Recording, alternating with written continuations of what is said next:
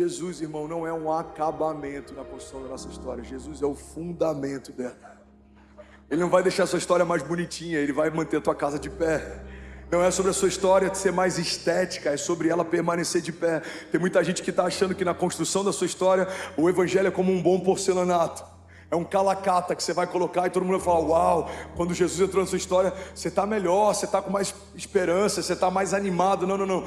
A vida de Deus em nós não é para gerar só um ânimo. A vida de Deus em nós não é para deixar a gente só com expectativa. Não é para a gente ter o nosso ego amaciado. Não é para receber uma palavra no domingo e a gente ficar bem durante a semana. Não, o evangelho não é para você ser uma versão melhor de quem você era. Porque a versão que você era deu errado. Se não tivesse dado, Deus não teria morrido para salvar a gente.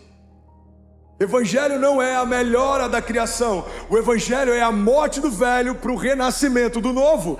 As coisas velhas precisam morrer para que o novo de Deus nasça.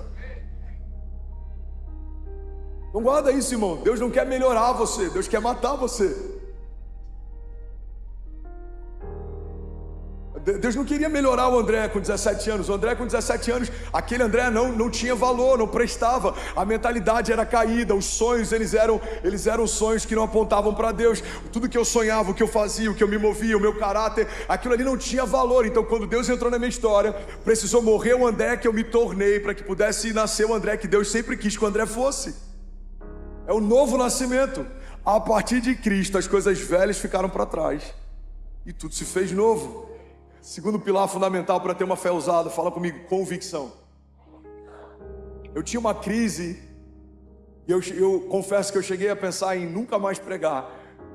Quando eu vivi uma série de pregações consecutivas em que eu pregava sobre o que eu estava vivendo, eu pregava sobre o que eu cria, eu pregava sobre o que o evangelho fala, mas alguns lugares que eu estava pregando, as pessoas não celebravam as boas novas, as pessoas não reagiam àquilo que Jesus estava fazendo, as pessoas não tinham expectativa em relação ao sobrenatural. E eu lembro como se fosse hoje, irmão, um dia, eu tinha acabado de pregar numa igreja em Brasília, eu fui pro hotel, e eu comecei a questionar a Deus. Eu falei: Deus, eu não te pedi para ser um pregador, eu nunca me vi como um pregador, eu nunca sonhei em ser um pregador, foi você que me chamou para pregar, mas eu estou em crise, porque as pessoas ouvem aquilo que a tua palavra diz e elas não creem nisso, elas não celebram isso. E Deus me deu uma chave que mudou a minha história. Se alguém quer ouvir, diga amém.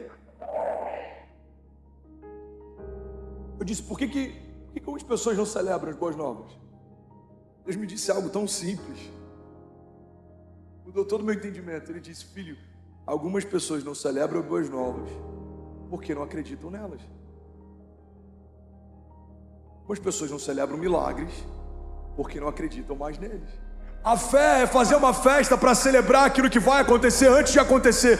A fé é caminhar como um príncipe, sabendo que as promessas de Deus, o Rei dos Reis, já repousam sobre você. E mesmo que os olhos naturais não consigam ver, aos olhos de Deus já aconteceu. A fé, irmão, é celebrar antes de chegar, é celebrar antes de abrir, é celebrar antes de ver, é celebrar antes de tocar. Alguém comigo aqui, pelo amor de Deus, diga: eu creio que pela fé, diga, aquilo que Deus prometeu já é uma realidade. Deus não vai te abençoar, a Bíblia está dizendo, Ele já te abençoou. Vou ler isso de novo. Bendito seja o Deus e Pai do nosso Senhor Jesus Cristo, que nos abençoou com todas as bênçãos espirituais nas regiões celestiais em Cristo Jesus. Tem gente frustrada esperando Deus abençoar. Você precisa ter uma mentalidade de entender que Deus já te abençoou. Deus já te abençoou. Tem portas que ainda não se abriram, fica calmo, vai se abrir. Tem promessas que ainda não se cumpriram, se posiciona, vão se cumprir. Tem coisas que ainda não aconteceram, não desiste, não murmura, não se compara, não olha para o lado, não retrocede, vai se cumprir. Irmão, a questão não é se vai acontecer, é só um detalhe: quando vai acontecer. Mas se Deus disse que vai fazer, é impossível você crer e se posicionar e você não experimentar o que Deus disse que faria. A questão não é se Deus vai fazer a parte dele, a questão é se a gente está fazendo a nossa. Qual é a minha parte, pastor? É crer e não duvidar. É crer e não duvidar. Alguém está comigo? Diga amém.